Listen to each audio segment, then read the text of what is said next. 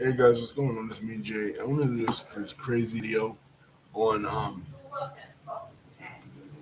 crazy video on what happened yesterday on The View. Apparently, Sunny Houston and Anna Navarro, two co-hosts of The View, te- tested positive for COVID, and all of a sudden, in the midst of going on, about to do this interview with Vice President Kamala Harris, all of a sudden they pull them off both the view, off the stage. You know, the backstage hands come there and they say, Anna Navarro, Sonny Houston, y'all got to go to the back. You can't do the interview with Kamala Harris because you have COVID. And then now it's coming out that it was a test. It was a false positive. So I believe that, and Whoopi Goldberg wasn't there. I believe, for example, that maybe the ABC producers they didn't want Sonny and Anna Navarro to say the hardball questions to Vice President Kamala Harris on the Texas issue, on the Texas abortion issue, on the Haitian immigration issue, or on the pullout of in Afghanistan. So let's just pray for Anna and Sonny that this was a false positive, that they aren't sick. Because think about it, Joy Behar is in her 70s. Whoopi Goldberg is not so young herself. I mean, granted, Whoopi wasn't there because of her sciatica. You know what I mean? So she was out. She wasn't on the show. But uh, you know, if she was exposed previously to Sunny and to Anna, she could have also gotten sick. So let's hope that this really was a false positive and they really were pulling her out off of the show because they didn't want to hit Vice President Harris with the hard questions, like again about Texas, about the Haitian migrant crisis, and about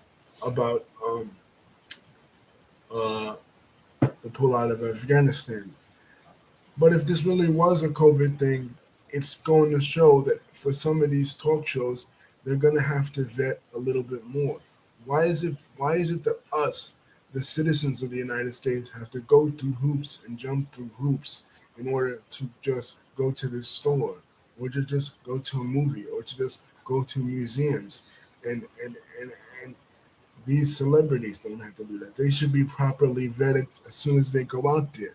Because it's not only them, it's the studio audience out there as well, being exposed to all their germs. First thing that popped into my mind, and a friend of mine was like, well, this isn't even relevant, right? But first thing that popped into my mind about this was maybe Anna Navarro is one of those individuals that is resistant to the vaccine, because we know that she's a conservative. We know that she's not as conservative as Meghan McCain, but she is a conservative. She's one of those Florida conservatives, one of those weird Florida conservatives. So maybe she's been resistant to the vaccine. She's not want to get tested all the time.